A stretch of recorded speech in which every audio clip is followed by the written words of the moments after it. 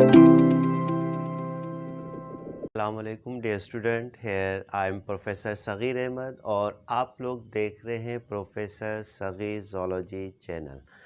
तमाम स्टूडेंट को first year biology classroom में welcome. Dear student, last time हम ब्रांचेस ऑफ बायोलॉजी को डिस्कस कर रहे थे जिसमें डिफरेंट ब्रांचेस थी, molecular biology, microbiology, parasitology, human biology, fresh water biology, marine water biology, ecology यानी कि इन्वायरमेंटल बायोलॉजी, ये तमाम ब्रांचेस लास्ट टाइम हमने डिस्कस की थी। वो स्टूडेंट जिन्होंने आज ज्वाइन किया है, अगर उन्होंने ये ब्रांचेस नहीं पढ़ी तो प्लेलिस्ट में जाकर लेक्चर 5A, लेक्चर 5 यानी कि लेक्चर 5A है, 6A है, 6B है, उनको जाकर देख लें ताकि आगे वाली ब्रांचेस आपको आसानी से समझ में आ सकें। तो डियर स्टूडेंट, आइए लेक्चर की तरफ चलते हैं और मज़ीद ब्रांचेस को हम डिस्कस करते हैं। नेक्स्ट थी ब्रांच हमारे पास सोशल बायोलॉजी। सोशल और बायो यानी कि समाजी लाइफ की जो इंसानों की ज़िंदगी है, समाजी लाइफ के ऊपर उसकी अगर हम स्टडी करें तो उसे हम क्या कहते हैं, सोशल बायोलॉजी कहते हैं। आइए डेफिनेशन की तरफ चलते हैं। The branch of biology which deals with the study of social behavior and communal life of human is known as social biology। यानी कि बायोलॉजी की एक ऐसी ब्रांच जिसमें हम इंसान के सोशल बिहेवियर और उसकी कम्युनल लाइफ के ऊपर बहस करें, उसे हम क्या कहते हैं, सोशल बायोलॉजी। अब सोशल बिहेवियर से क्या मुराद है? बिहेवियर बेसिकली तर्ज़ अमल को कहते हैं, यानी कि बॉडी टेक एक्शन। कोई भी स्टिमुलस पड़ रहा है, कोई भी बात हो रही है, अगर बॉडी उसके अगेंस्ट कोई रेस्पॉन्स क्रिएट कर रहा है तो वो बेसिकली क्या कहलाता है, बिहेवियर। अब यहाँ पर सोशल बिहेवियर यानी कि ह्यूमन किस तरीके से आपस में रहते हैं, इन्वायरमेंट से उनका क्या इंटरेक्शन है, इन्वायरमेंट से कैसे ग़िज़ा हासिल कर रहे हैं, दूसरों के साथ किस तरीके से बिहेव कर रहे हैं। इसके अलावा जो सोशल उनकी अपनी पर्सनल लाइफ है, रिप्रोडक्शन किस तरीके से करते हैं, यानी कि एक ब्रीफ ब्रांच है सोशल बायोलॉजी। ठीक है, तो और उसकी कम्युनल लाइफ यानी कि तर्ज़ अमल क्या है, आपस में किस तरीके से इंटरेक्शन है, दूसरों के साथ किस तरीके से इंटरेक्शन है। तो ये तमाम बातें हम डिस्कस करते हैं सोशल बायोलॉजी के अंदर। तो क्लियर हुई बात, क्रिस्टल क्लियर। प्यारे प्यारे लाइक आना चाहिए, थम्स अप हो जाना चाहिए। आपके थम्स अप मेरे लिए एटीपी का काम करते हैं, एनर्जी का काम करते हैं। तो जितने थम्स अप होंगे एनर्जी मिलती रहती है, खुशी होती है। ठीक है, आइए नेक्स्ट ब्रांच को हम डिस्कस कर रहे हैं, बायोटेक्नोलॉजी। सबसे पहले इसकी बेसिक मीनिंग को हम डिस्कस करते हैं कि बायोटेक्नोलॉजी को बायोटेक्नोलॉजी क्यों कहते हैं। Biotechnology basically combination of 3 Greek word. First is bio, second techno and third logy। bio mean life, techno mean techniques and logy mean study। यानी कि लाइफ से रिलेटेड डिफरेंट टेक्निक्स इस्तेमाल की जाती हैं जिसमें क्वालिटी ऑफ लाइफ को बेहतर से बेहतर क्या है, बनाया जाता है। तो ये तमाम बातें हम डिस्कस करते हैं बायोटेक्नोलॉजी के अंदर। बड़ी सिंपल सी डेफिनेशन है बायोटेक्नोलॉजी की कि scientific study of to use different techniques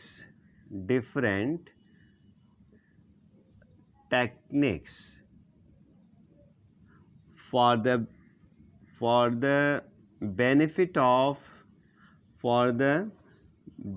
of mankind is known as biotechnology. बहुत लेटेस्ट ब्रांच है, इंटरेस्टिंग ब्रांच है, रिसर्च से रिलेटेड ब्रांच है। इसमें डिफरेंट क्या है, टेक्निक्स इस्तेमाल की जाती हैं और जिससे क्वालिटी ऑफ लाइफ को किसी भी ऑर्गेनिज़म की या किसी भी एनिमल की क्वालिटी ऑफ लाइफ को बेहतर से बेहतर क्या है, बनाया जाता है। लेट्स सपोज दैट अगर हम एंशिएंट ज़माने की बात करें तो कहसाली पड़ जाती थी, ग़िज़ा की किल्लत हो जाती थी। तो अब ऐसे जीन बना दिए गए हैं, डीएनए ऐसा प्रिपेयर किया गया है क्लोन करके कि उनके सीड्स के अंदर, उनके ज़ायगोट्स के अंदर कि बेहतर से बेहतर फसल हासिल हो सके, उनके ऊपर क्रॉप के ऊपर कोई पेस्ट अटैक ना करे और क्वालिटी ऑफ लाइफ प्लांट्स की, फ्रूट्स की बेहतर से बेहतर इस टेक्नोलॉजी के ज़रिए बना दी गई। बहुत सारी डिजीज़ ह्यूमन बींग्स में होती थी, इस टेक्नोलॉजी के ज़रिए उन डिजीज़ को रिड्यूस किया गया। बहुत सारी मेडिसिन्स तैयार की जाती हैं जिसमें सबसे फेमस इंसुलिन बायोटेक्नोलॉजिकल मेथड उसको तैयार किया जाता है।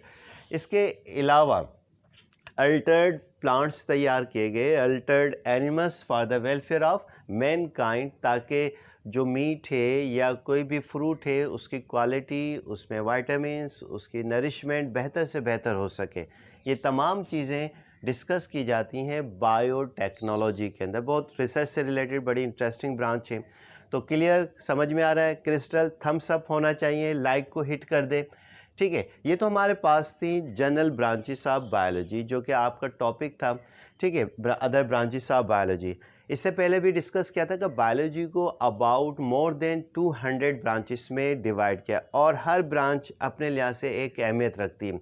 आइए कुछ मज़ीद जो ब्रांचेस आपके सिलेबस में इस्तेमाल होती हैं, ठीक है, और अक्सर एमसीक्यूज़ में आती हैं, आपसे पूछा जाता है, उनके हवाले से थोड़ा सा डिस्कस कर लें।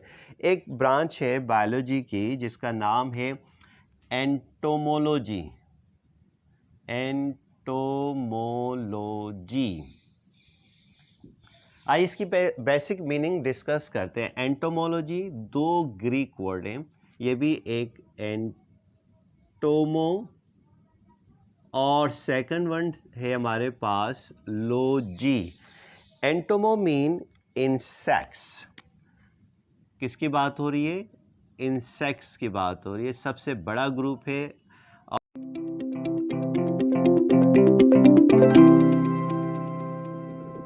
और लोजी mean study.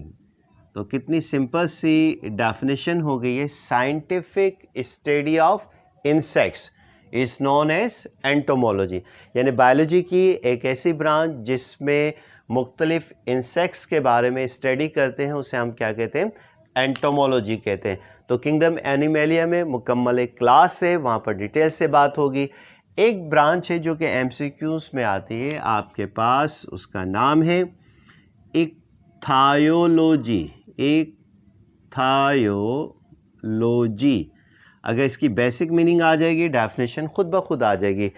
इक्थायोलॉजी basically combination of two Greek word, first is ichthyo and second logy.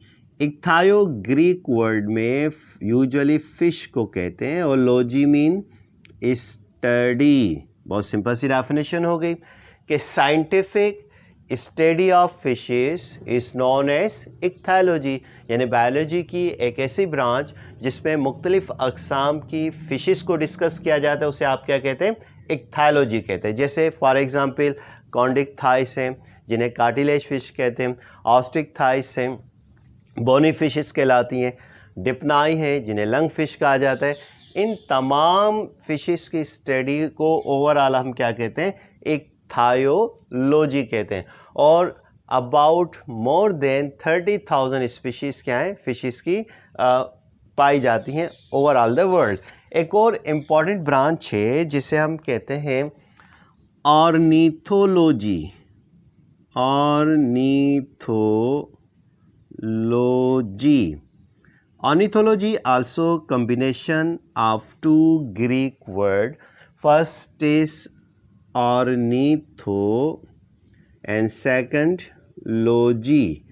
Ornitho basically birds को कहा जाता है, परिंदों को कहा जाता है, और लॉजी मीन स्टडी। देखिए कितनी सिंपल सी डेफिनेशन होगी। Scientific study of different types of birds is known as ornithology, यानी बायोलॉजी की एक ऐसी ब्रांच जिसमें मुख्तलिफ अक़साम के परिंदों की क्या करते हैं? आप स्टडी करते हैं, उसे ऑर्निथोलॉजी कहते हैं। कितनी आसान सी डेफिनेशन हो गई। About more than 9,000 birds overall the world क्या होते हैं? पाए जाते हैं। और उन बर्ड्स की स्टडी क्या कहलाती है? ऑर्निथोलॉजी कहलाती है। डियर स्टूडेंट, ये हमारे पास डिफरेंट ब्रांचेस थे। जैसे जैसे आगे टॉपिक्स बढ़ते जाएंगे, ब्रांचेस यानी कि डिस्कस करते जाएंगे, तो वो स्टूडेंट जिन्होंने आज चैनल को ज्वाइन किया है, चैनल को सब्सक्राइब कर लें, लाइक करें, शेयर करें, ताकि फर्स्ट एंड फर्स्ट आपके साथ वीडियो शेयर हो सके। ठीक है, तो उम्मीद है कि ये लेक्चर समझ में आ गया होगा। तो इंशाल्लाह नेक्स्ट वीडियो में नेक्स्ट टॉपिक के साथ हाजिर होंगे। तब तक के लिए अपने सर प्रोफेसर सगीर अहमद को इजाज़त दीजिए। अल्लाह हाफिज़।